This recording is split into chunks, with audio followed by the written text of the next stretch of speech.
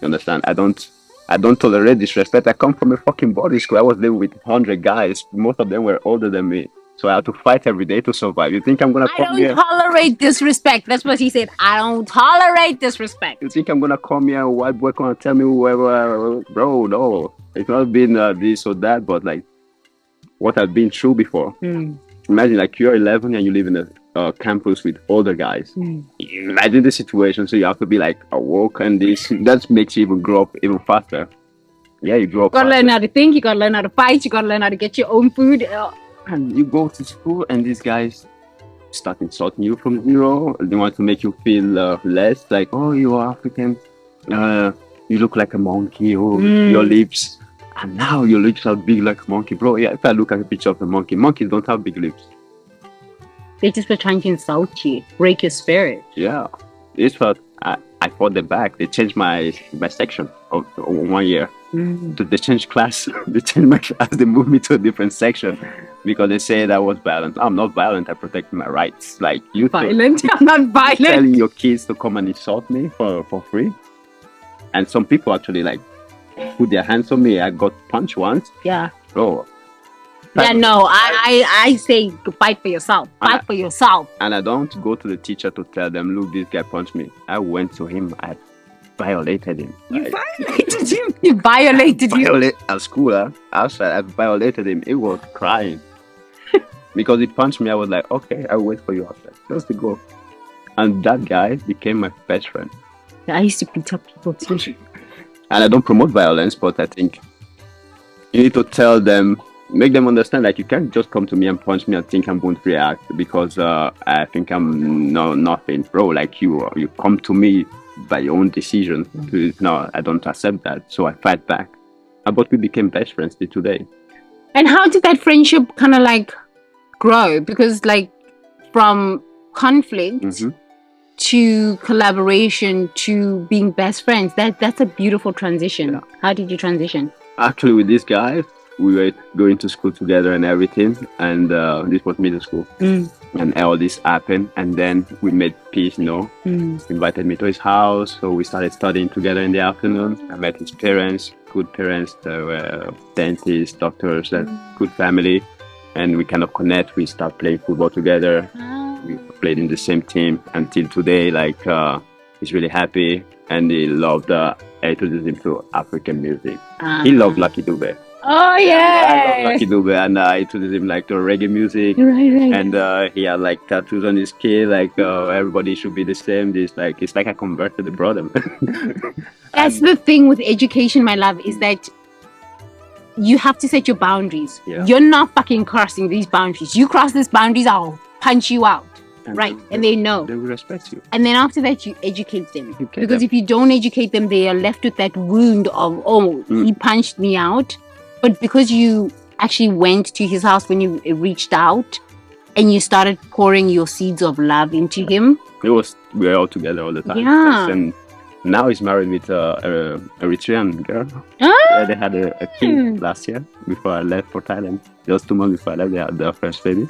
Wow. They live together. Yeah, you planted a seed that blossomed into a great friendship. He's a really good guy. Like he's one of the first people I would take with me to Nigeria without hesitation because I can see his soul is pure. Yeah. Someone who has a pure soul.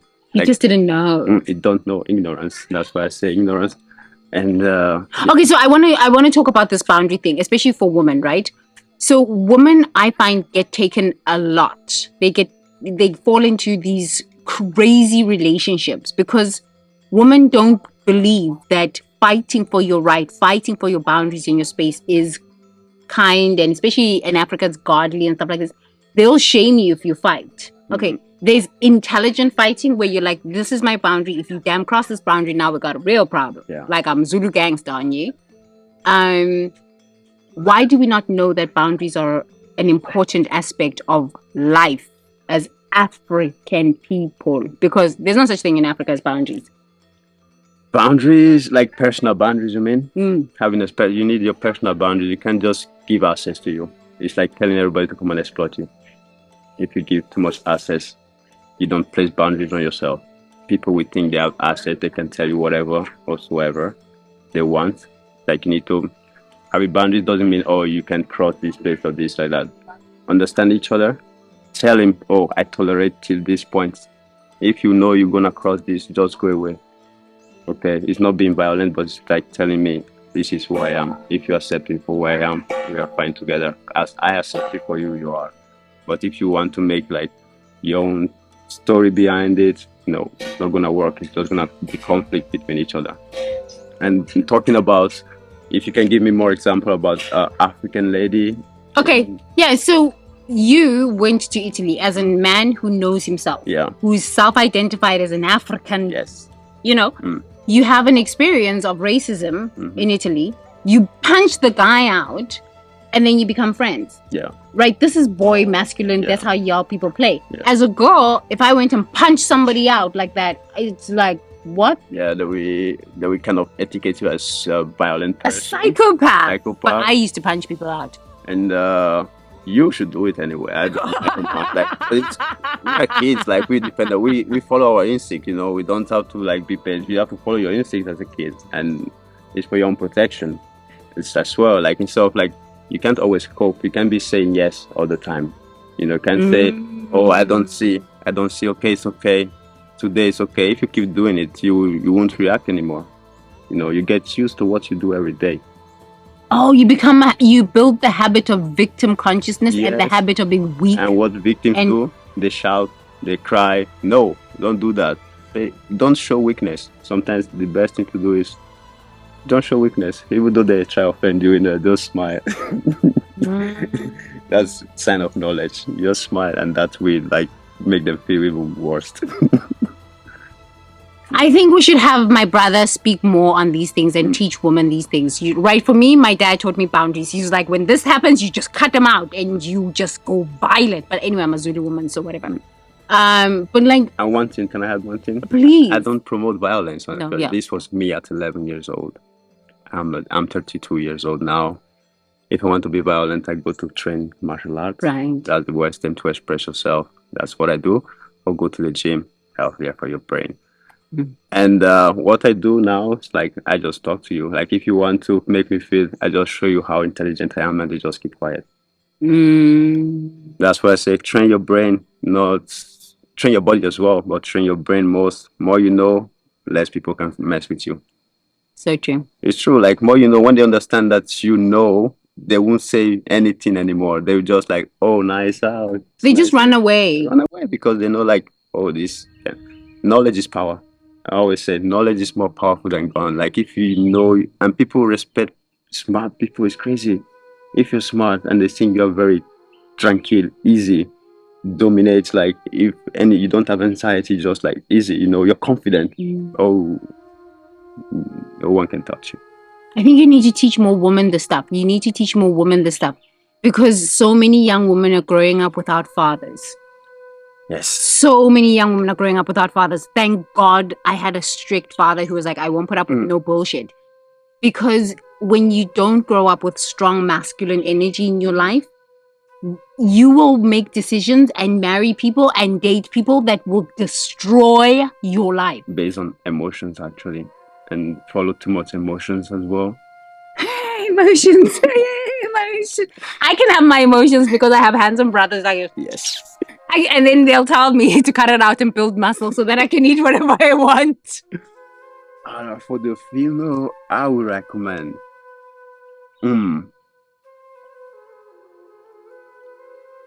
For the society, it's about self-knowledge. Self-knowledge. If you want to stick with your brothers, know each other.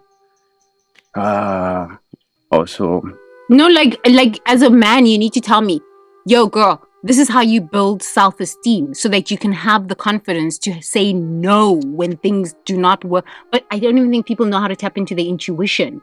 So they don't even know whether it's good or bad. So even if they know this doesn't work for me, they don't have the confidence to speak up, which is another thing creativity helps you with. And when people violate their boundaries, they don't know how to say enough. Get the fuck out and don't come back. Like people that don't know how to say no. Basically. So from the masculine, please teach me as a girl who's sometimes totally feminine how to say no and mean it. I guess that's how to say no and mean it. Without being violent, just without being violent. just be respectful. Like, listen, not today, not happening, and not today at all. In this kind of situation, see myself as a female in the society, if someone come and violate me, you mean? Someone wants to violate me, and I stand my ground. Right. Like if I come to you, it's just speaking nasty. Like even at work, somebody's just at your, like just on you. They're trying to bring you down. They're trying to whatever. As a female, African women, what I know about African women, control your emotions. That's it. Because they know we are hot-blooded. It's not our fault, but we get in a peak. We know, I know, my mother, I can see my mother. Everyone is like that. We are African like that.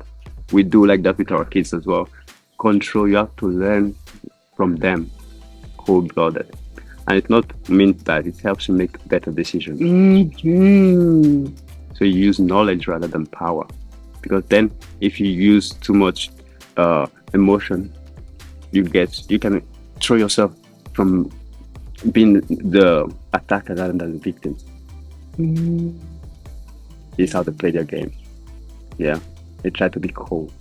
Because they don't speak. You just get anger. You know, African, we have that power. We get cool. We have hot blood, you know. It's normal. It's our character. We shout when we talk to each other. It's not because we are angry, because we are like that. But in this society, they think because they don't do that. They're like, yeah, they call it the angry black woman syndrome. Yeah. Angry black woman, and we're not angry. It's like not angry. We're like that. We're like, just passionate. Like when I start talking to my husband, his white people can't hear. Or they're like, no, you're talking too loud. I'm like, no, I'm not talking too loud. I'm expressing myself. You deal with this. And I'm making an example. Yeah. In Africa, when you go visit someone, when you get to the gate, what do? Thank you. And everybody comes out of the house. How are you in?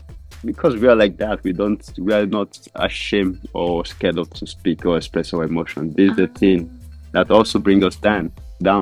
Because we are free with emotions. Like we just don't care about hiding our emotions. So when we get angry and they see it. But if you learn how to dominate this thing, you're hungry, smile. When you're hungry, somebody wants to piss you off, smile with them. If you have something smart to say, just say it with a kind smile, and they will just like they wouldn't know what to say. Like that's why I like manage your energy. They wouldn't know what to say. This is maturity. Just smile and give them. Okay, are you happy now? Have a great day. See you tomorrow. It won't know how to offend you anymore. It's just being smart. Don't waste your energy in people not worth it. Go to the gym instead.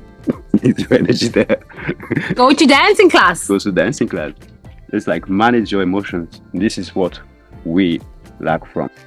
But you see, here's the thing. If you were raised by a mom who's angry at your dad for leaving her with you and them kids and all of this stuff, every time she gets frustrated, she goes from 0 to 1,000, right?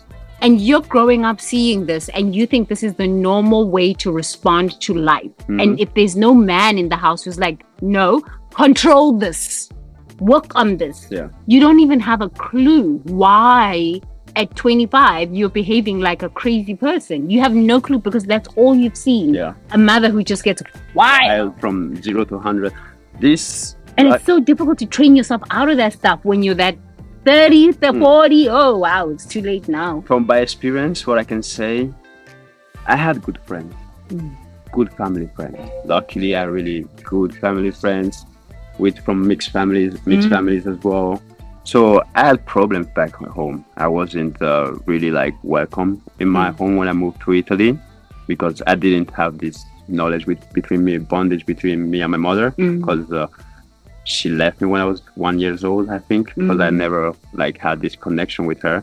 And going back, so since we never had this connection and she was married with another man and having my sister, so they kind of take me for granted, like, oh, it's the African guy is gonna come, and like they never I never feel treated like a son, you know. And so this never pissed me off, you know. So I was lucky enough because I had good friends. I made good friends, Italian, whatsoever country, and going to their house and seeing how they manage their family without getting anger, because at home it's more emotional, like losing control. Is I used to like have bad situation at home, like every day. I rather spend a lot of time outside with friends, but I wasn't doing stupid stuff, luckily. So I had good friends that, good friends leads you to good place. Please, my brother, repeat again. When you have good friends, they lead you to good place. Please repeat again. They lead you to a good place. When you share good stuff with your friends, you only have gains out of it. You share sport, knowledge. All I did all my life was sport, like going sport. And one of my friend's father, I will thank him till today, was one of my first coach in my life. This man saw me. He's like, bro, take these shoes, take these shorts, come train with me. Football. That's how I started playing football rather than going around doing rubbish in the street. Because I wasn't, kids at this age. That's why I like stick to your kids, teach them as much as possible. Don't just abuse them emotionally or make them feel unwanted. And this is kind of traumatic in my life because I overcame these kind of things and feel myself. It's crazy. You know I love you, right? Yeah. I love you. I love you. I validate you. I see you. I love you. And it's pretty much get over this and learning from my friends. Like I said, their parents, they're really tranquil and how white family are. Like they don't abuse each other. Like they kind of sit and talk rather than shouting. Like and beating the children. Me at home with we were like shouting to each other. I'm like, oh, like you don't try to get into my foot. You just like see what people tells you. And she's married with another man. I don't know why. Since I went back when I went living in Italy, I actually felt like I'm not your son, okay? I'm not his son, but I'm not gonna be like serving you or whatever. Like I'm alive. Like I have the right to be alive. This is my point. You're sovereign. Yeah, I don't want to come here and be used or thinking that I'm not worth it. I need to go work and waste my life actually without following my dreams. Yes, this is the thing. Without following my dreams. So asking me what I want to be in my life, like this is the thing that I've never been asked by my parents. It's sad, huh? It's really sad. I love you. I love you. I want you to be the best you can be. And you keep spilling my tea. I think it's the ancestors calling. They just keep spilling this tea. They like keep playing libations. And these kind of things can affect you a lot. But seeing growing up with good friends, I used to go on holidays with my friends' parents because they invited me. They're like, oh, this guy is so smart. Like they respected me because the way I treated their kids. We were doing sport. They kind of love me. Even till today, they call me. They're like, oh, how are you doing? What's going on? How is your trip going? And it's amazing. And these are just people I met during my life journey. They're still asking me how I'm doing. And it's crazy. And they don't even know, like they're not from my family. And they treat you, they accept you into their family. See, okay, this guy is not. Sometimes I was like outside alone. I remember this cold night. I had no way to go back home. Because if I call my friend, they would like, go mind your business, come back home by yourself or whatever. So I was finding like going to my friend's place, sometimes sleep there. Their parents sometimes we offer to take me back home, like to give me a ride back home. This is our experience that I would always be grateful with my friends, like because they helped me in the true way. Because I was in Israel, I would be lost. I would be lost. I never did drugs or whatever to feel comfortable. All I did was sport, having good people around that can elevate you. If you have problems, this is good thing about men. Men, if you have problems, speak to your fellow men. Why do men not speak to each other, my brother? I don't understand. You do? Yeah, I do that. White people don't speak to white men don't speak to each other. I do that with my friends, like because we, we can't do that with our friends. We have special friends. Oh, special friends. Special friends. Special friends. Not everybody is your real friend, so you have to be careful. You have to have that friend that is reciprocal. I do this with you, you do this with me. When we are in trouble, you can call me, speak with me. There's no problem. We can deal with everything because union is power. Right. No matter what or race you are. Like if you get together, that's what's wrong with the world now. People don't get together anymore. They just separate by their flags. And separated by their flags and they Tinder. They flags and they Tinder. Swipe left, swipe right. Let's have sex. I think we need to make a song. Crazy. And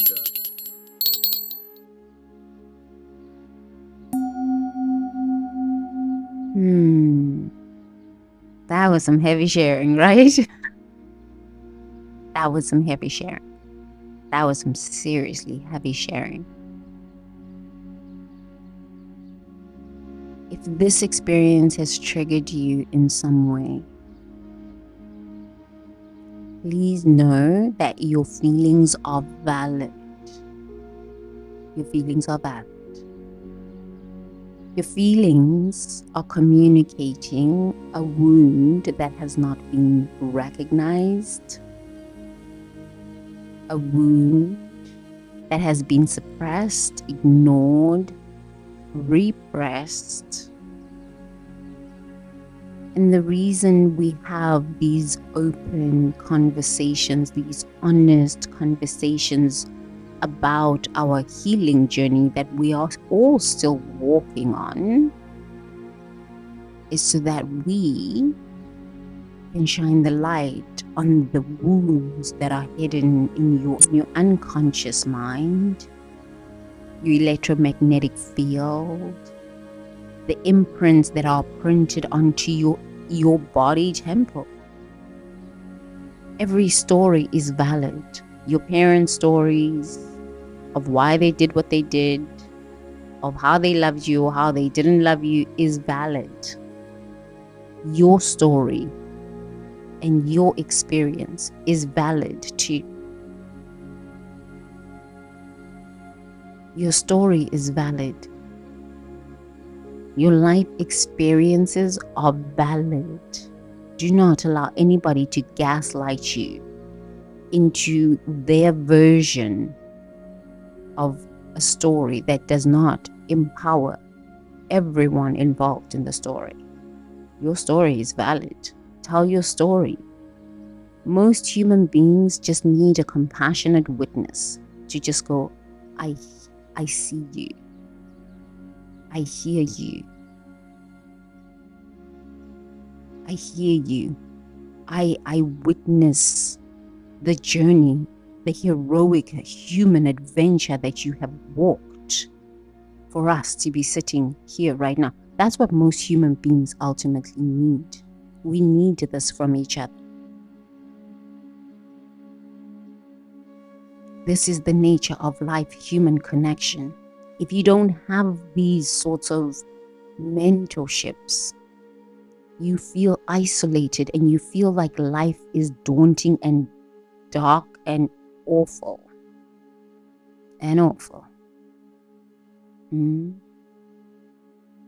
That's when it's wise to go to therapy, meaning you have got to invest in your own mental health.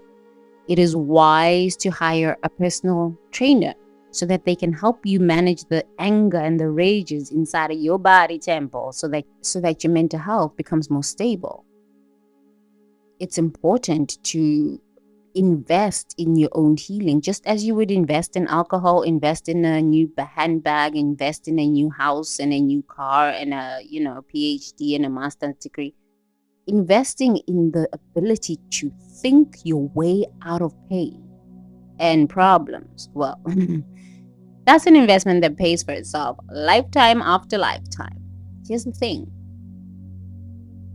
Every decision you make in this lifetime influences your future lifetimes, whether you believe in reincarnation or not.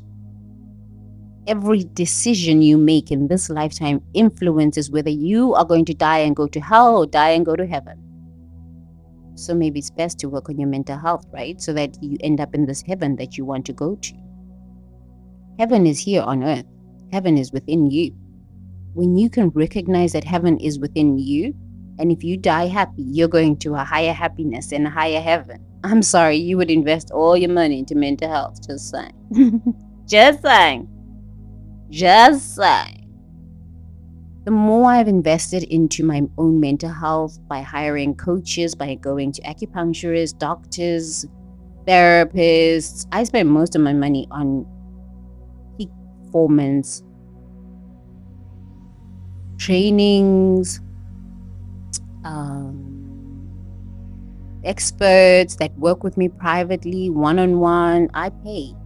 I don't care about houses and stuff like this. Yeah, you can have all of these things, but can you think yourself out of a problem? What if we have a financial collapse? Can you think yourself out of that problem? Can you be able to restart your business? Can you be able to restart your life in a matter of 90 days? Can you? No, most people are bound by their assets. Bound by their assets. They cannot think outside of their assets. I invest most of my money into my own mental health because I need to be able to think. I need to be able to have the courage and the confidence in my body temple to move in the direction of inspired action, in the direction of my dreams and my purpose. And I need to be able to stand alone when it gets tough. You know what I mean? That's mental health. Just saying. Go to therapy. Night. Let's get in the nightclub. No. Yo, people. Mental health is the way forward. Mental health. Invest in your mental health, please. Your life is precious. Honestly, your life is so precious, you don't even understand.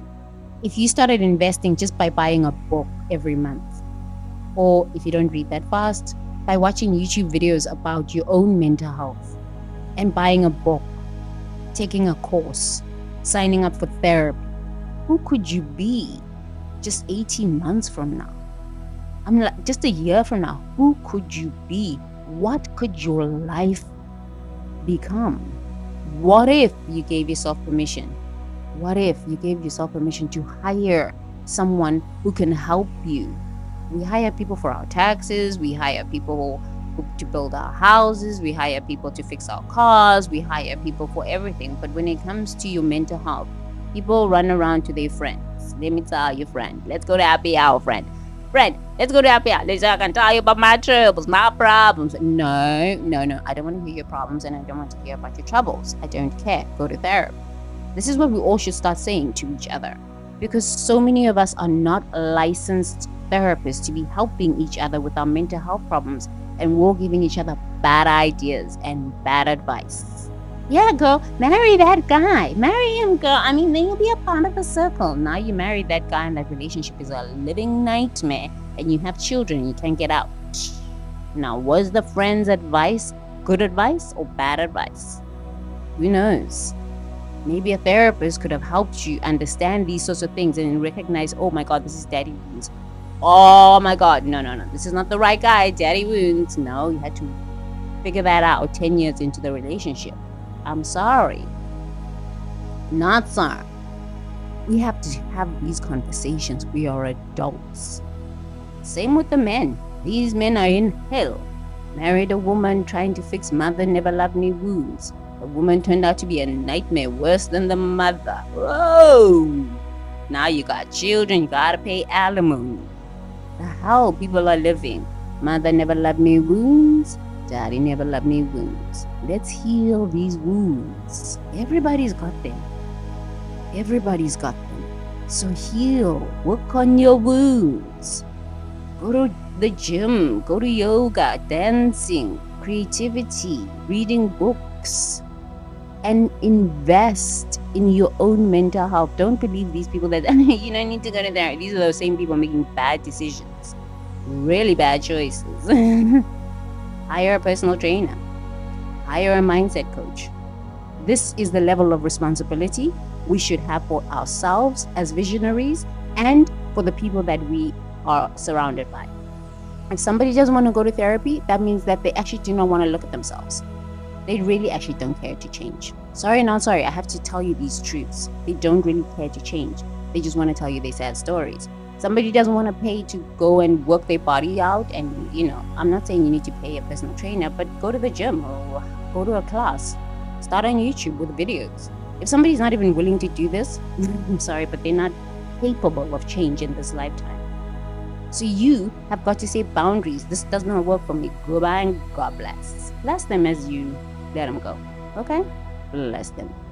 Surround yourself with friends who are doing stuff, who are improving, who are elevating, who are growing, not people telling you their sad stories. These people need to go to therapy. Therapy. Everybody is responsible for their own mother wounds and their own father wounds.